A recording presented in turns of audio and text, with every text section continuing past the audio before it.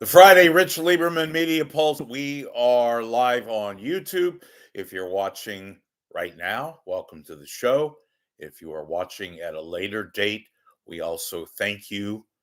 I thank you for being here. Tell your friends and everybody about this channel and do subscribe. And please, if you can, make a contribution so that we have the means to give you independent thought, entertainment, scoops galore, like the last few days, and of course, information that you look forward to every day. If I have kind of like a sty, so I've been battling. So just stay away from me.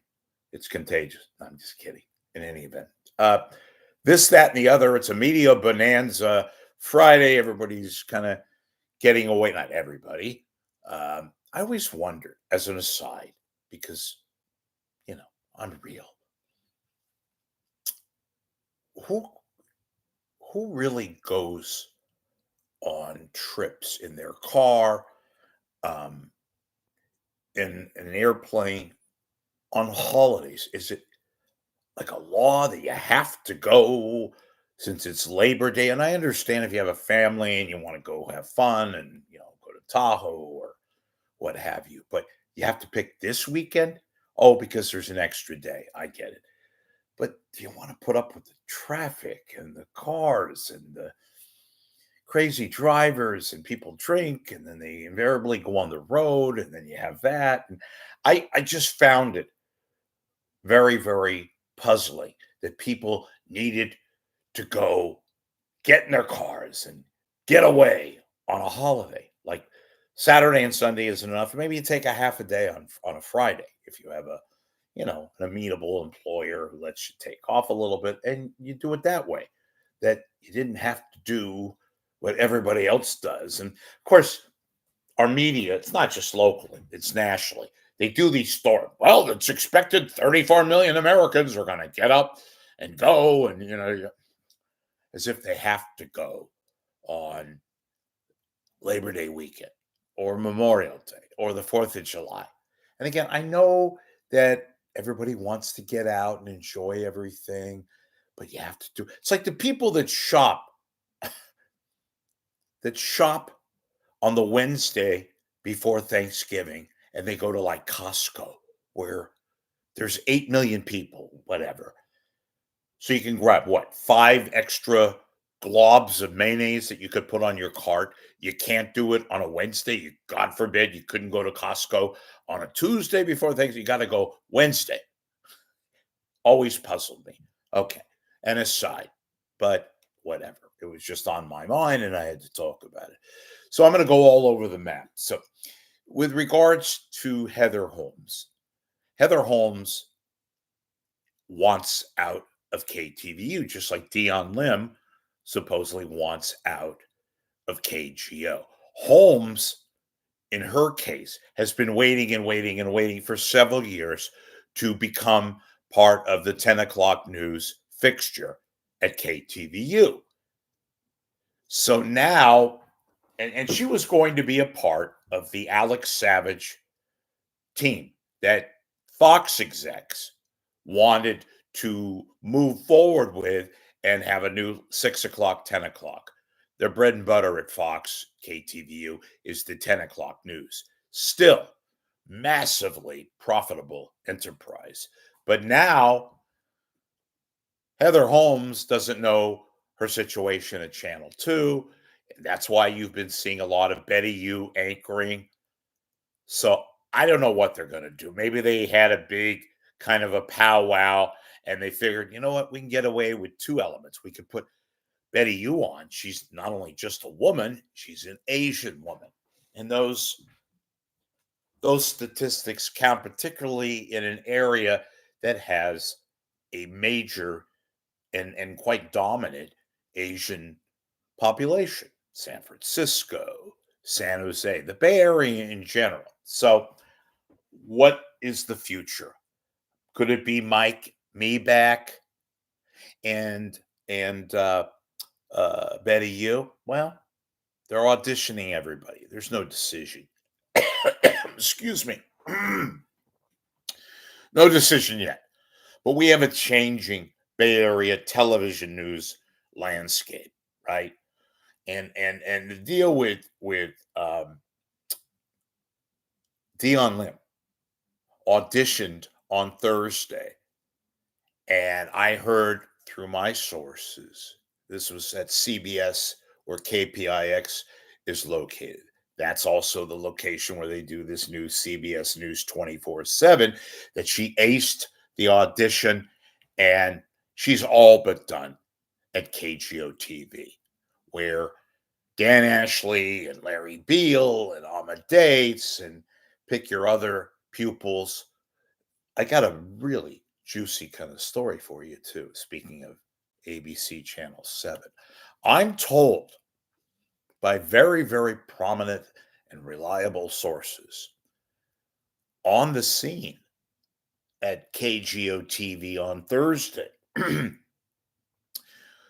after my broadcast with regards to Dion Lim, the general manager, vice president of the station, Tom Zabrowski, stormed out of his office and went into the office of Trixie Watkowski, better known as Tracy Watkowski, who is the news director, the embattled news director at Channel 7.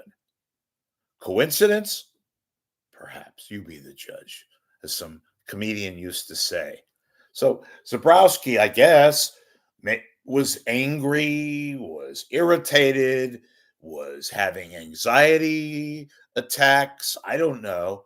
But whatever the case, he went into Trixie Watkowski's office, and perhaps, and these are just guesses, maybe he thought that she was the leaker of the Dion Lim situation. No, Mr. Zabrowski, it wasn't Trixie. Somebody you don't know. But instead of just storming in and out of offices, maybe you ought to pay attention to your shop in a different manner.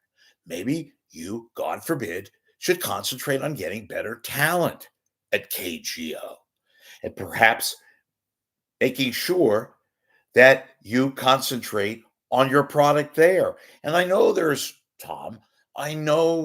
outside forces far more huge than you are, like Disney itself. My God, I, the last company that I would be wanting to work for would be Disney. After some of the things I have found out lately, their policies, their bullshit thing of charging their own employees, giving them a minute discount if they want to take their families to Disneyland, and then having this kind of paranoia environment take place at stations just like KGO TV on the Embarcadero at 900 Front.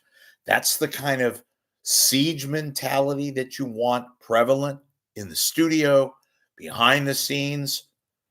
These people that they have there now, I call them the zombies. They have no emotion. Most of the people there, they want to get out. You're doing these promos for the morning show with that idiot, that schmuck. And I don't care if he's gay, black, white, yellow, brown, straight, whatever. He's a moron. Quote me, Reggie Aki, a joke. How do I know that, Zabrowski? Your own staff can't stand him. They put up with him. And I wonder how he got the job at Disney owned KGO TV. What a complete and utter schmuck. Oh my God, what an irritating putz. Quote me again. You have so many problems there. Not to mention your Cleveland snitcher, as they call him. I'll let you guys delve into that. One other thing about KGO.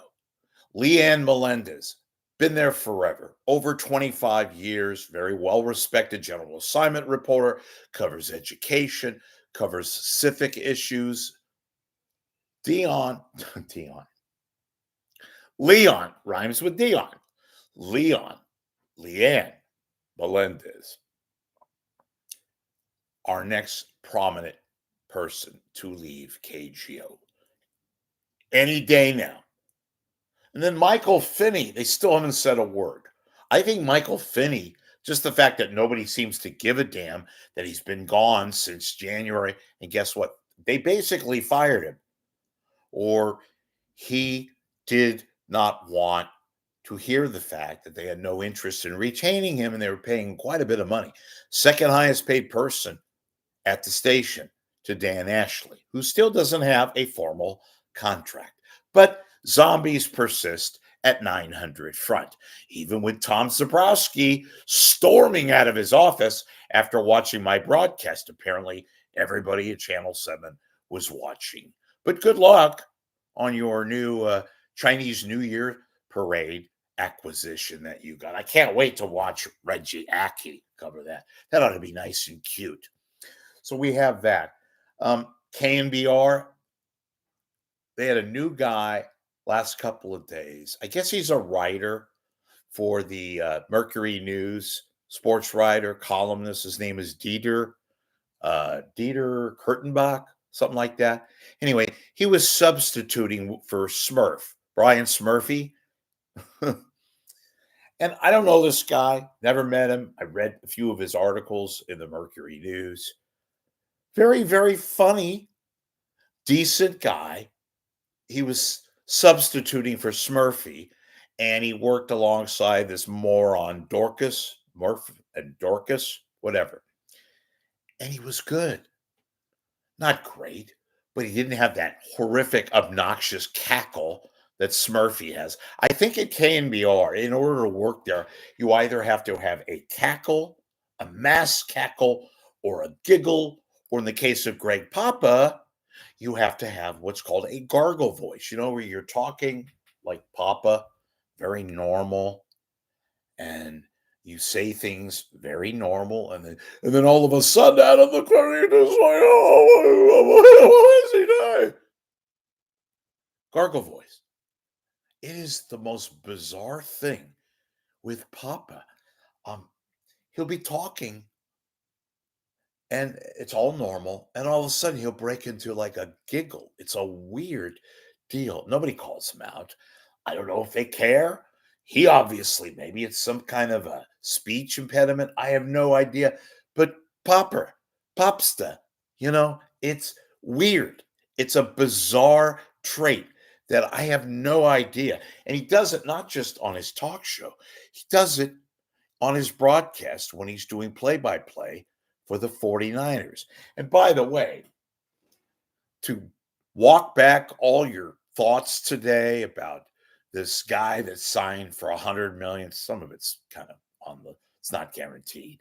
Yeah, and he was telling everybody, "Oh, I knew about it. I knew about it all along that he was going to be a yeah, right." That's why you spent all day on Thursday saying, "Well, maybe he's not going to be a 49er." They don't know. They're little numbskulls. They go on the internet just like you do, and they hit the refresh button, and they're repeating rumors from these so-called insiders.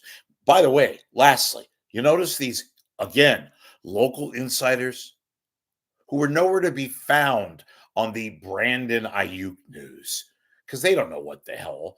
They have no insight. You have more insight than they do. And they get paid a good chunk of change to be called insiders, even though they don't have any insight to report. My God, frauds. So it is Friday. We're here every day, pretty much. I will be here for the Labor Day weekend. We'll do a normal broadcast on Saturday and Sunday, and look for us, me. Please make a donation because, after all, I don't get paid on clicks, folks. I get my money on your donations. And if you watch the last few days, I think you got some information that nobody else had except moi. So if you can make a contribution to my site, I will personally thank you via email, via an old-fashioned phone call. In any event, thank you for watching. We'll see you later.